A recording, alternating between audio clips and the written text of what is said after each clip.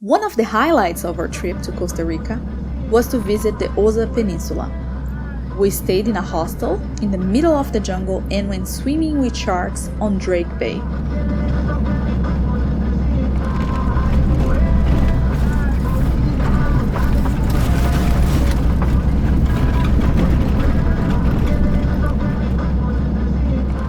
The stay at the Bolita Rainforest Hostel was challenging from the beginning.